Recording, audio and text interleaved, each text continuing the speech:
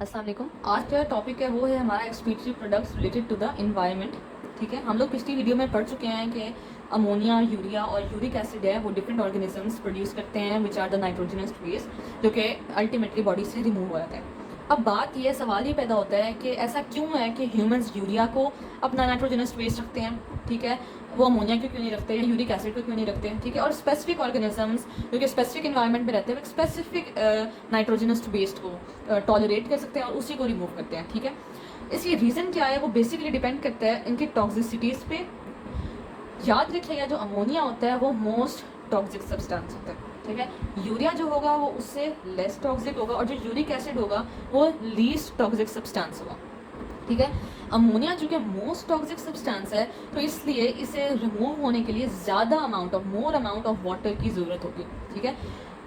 ये पता होना चाहिए कि कोई चीज़ जो जितनी टॉक्सिक होती है उसे बॉडी से रिमूव करने के लिए उतना ज़्यादा अमाउंट ऑफ वाटर की ज़रूरत होती है, ठीक है। तो यूरिन से उतनी ज़्यादा डाइल्यूट यूरिन या उतनी अमाउंट ऑफ यूरिन प्रोड्यूस होनी चाहिए जो कि टॉक्सिक सब्सटेंस को रिमूव कर सके। अब अगर हम ह्यूमंस को देख लें, अगर ह्यूमंस को अमोनिया रखना पड़े अपना नाइट्रोजनस वेस्ट, तो वो इतना ज़्यादा अमाउंट ऑफ वाटर अपनी बॉडी से रिमूव करेगा थोड़े से अमोनिया को निकालने के लिए कि उसे डिहाइड्रेशन हो सकती है, ठीक है।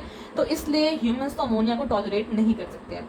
होता यह है कि वो ऑर्गेनिज्म जो कि ऑलरेडी बहुत ज़्यादा यूरिन फॉर्म कर रहे हो या फिर तो ऑलरेडी बहुत ज़्यादा वाटर अपनी बॉडी से एक्सक्रीट कर रहे होते हैं नॉर्मली, ठीक है, वो अमोनिया को अपना नाइट्रोजनस वेस्ट रख सकते हैं। एग्जाम्पल हम लोग पीछे पढ़ चुके हैं फिशेस के बारे में जो कि हाइपोटोनिक इन्वायरमेंट में रहते हैं।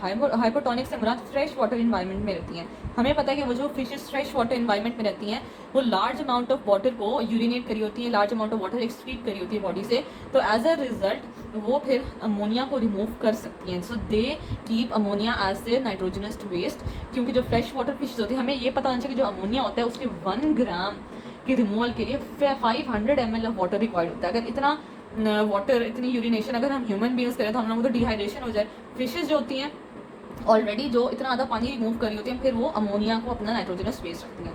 होता ये है कि फिर हम लोग जो ह्यूमंस होते हैं उनके लीवर जो होते हैं, हमारा जो लीवर है वो क्या करता है कि जो अमोनिया होता है उससे कन्वर्ट कर देगा यूरिया के अंदर, जो कि एक लेस टॉक्सिक सब्सटेंस है। हम लोग ये अमोनिया साइकिल पढ़ेंगे।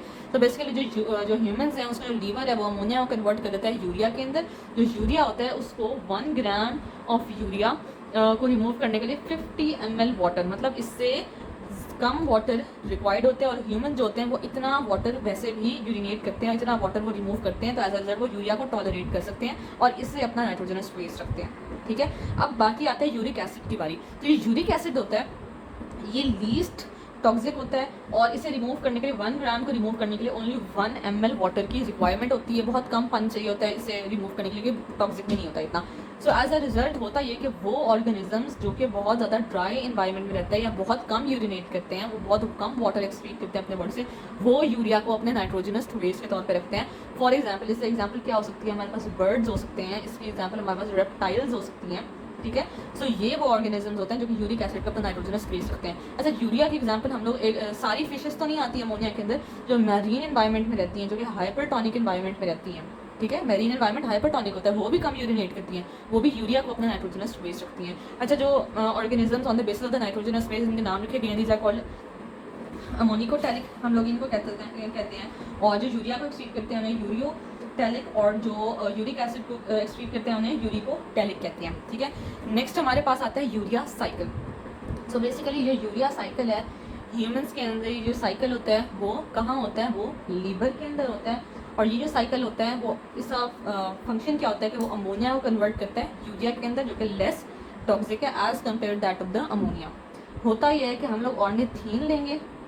ऑर्निथीन जो होता है बेसिकली, ऑर्निथीन जो होता है उसे हम प्रिकर्सर कहते हैं। जो ऑर्निथीन प्रिकर्सर होता है उस साथ अमोनिया और कार्बन डाइऑक्साइड कंबाइन होते हैं। अमोनिया का एक मॉलिक्यूल जो कि पहला नाइट्रोजन, फर्स्ट नाइट्रोजन प्रोवाइड करता है, ठीक है, और कार्बन डाइऑक्साइड इस साथ मिलकर ये सिट्रुलिन बनाता है। जो सिट्रुलिन होता है उसके अंदर सेकंड अमोनिया कंबाइन करता है और ये क्या प्रोवाइड करता है, second nitrogen of urea provide करता है, ठीक है। ये कंबाइन होगा और एज अ रिजल्ट आर्जिनिनोसक्सिनेट बनाएगा। आर्जिनिनोसक्सिनेट अल्टीमेटली आर्जिनिन के अंदर फॉर्म होगा और जो आर्जिनिन है उसके ऊपर एक एंजाइम ऐड करेगा, आर्जिनेज। जहाँ भी एंजाइम होगा ना उसकी निशानी एज से याद रखेगा, जब एज आएगा ना एंड पे तो वो एंजाइम होगा। सो आर्जिनिन पे कौन ऐड करेगा, आर्जिनेज। सो आर्जिनेज ने इस पे ऐड किया और इसमें से यूरिया रिमूव हुआ, निकला। और जो रिमेनिंग होगा मॉलिक्यूल वो ऑर्निथिन जो कि प्रिकर्सर था वो फॉर्म होगा और एज ए रिजल्ट दोबारा यही साइकिल कंटिन्यू हो जाएगा। ठीक है, सो इस तरह यूरिया साइकिल अगर होता है लीवर के अंदर। नेक्स्ट जो हमारी वीडियो होगी उसके अंदर हम लोग एक्सक्रीटरी ऑर्गन्स के अंदर के बारे में पढ़ेंगे जो कि बेसिकली लीवर और किडनी है।